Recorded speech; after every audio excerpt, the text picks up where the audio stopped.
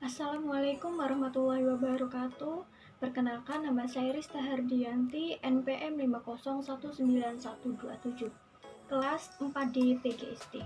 Baik, di sini saya akan menjelaskan materi tentang model dan prinsip pengembangan kurikulum mata kuliah telaah kurikulum dosen pengampu Bapak Tio Gusti Satria MPD.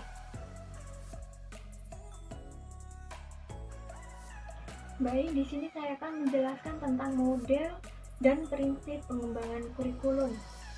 Yang A, prinsip pengembangan kurikulum. Prinsip-prinsip yang akan digunakan dalam kegiatan pengembangan kurikulum pada dasarnya merupakan kaidah-kaidah atau hukum yang akan menjiwai suatu kurikulum.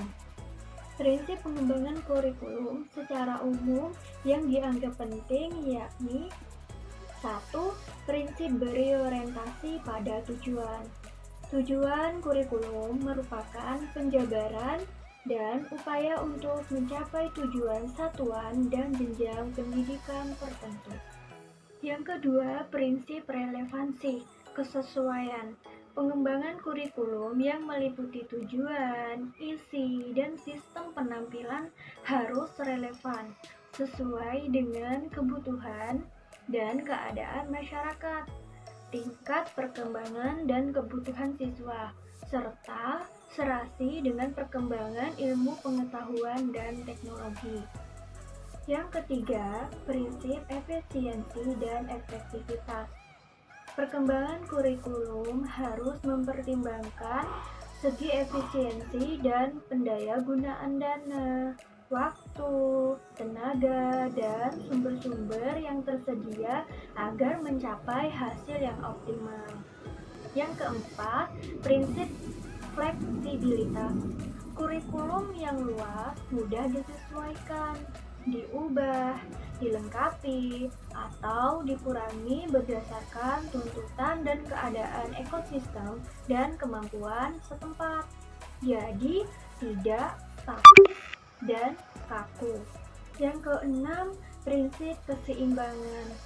Prinsip ini juga perlu diadakan di antara teori dan praktik, antara unsur-unsur keilmuan sains, sosial, humaniora, dan keilmuan perilaku. Yang ketujuh, ada prinsip keterpaduan. Pelaksanaan terpadu dengan melibatkan semua pihak, baik di lingkungan sekolah maupun pada tingkat intersektoral. Dan yang kedelapan, ada prinsip mutu.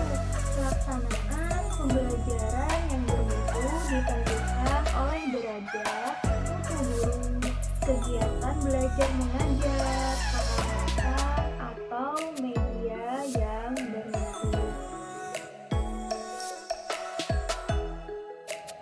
B. Model-model pengembangan kurikulum. Model-model pengembangan kurikulum ini diantaranya ada 1. Model administratif, merupakan pola pengembangan kurikulum yang paling awal dan mungkin yang paling dikenal. Yang kedua, ada model grassroots. Model ini merupakan lawan atau kebalikan dari model pertama, inisiatif dan pengembangan kurikulum, bukan datang dari atas tetapi dari bawah. Yang ketiga, ada model Beckham. Model ini memiliki 5 bagian pembuat keputusan. 5 tahap tersebut ada: 1. Memutuskan area pengembangan kurikulum, 2. Menetapkan personalia, 3. Organisasi dan prosedur pengembangan kurikulum, yang keempat, implementasi kurikulum, dan yang kelima, evaluasi kurikulum. Yang keempat, ada model arah terbalik sabar. Model arah terbalik sabar ini model pengembangan kurikulum yang lazim dilaksanakan, yakni dari biasanya dilakukan secara dadakan menjadi industri. Yang kelima, ada model robot.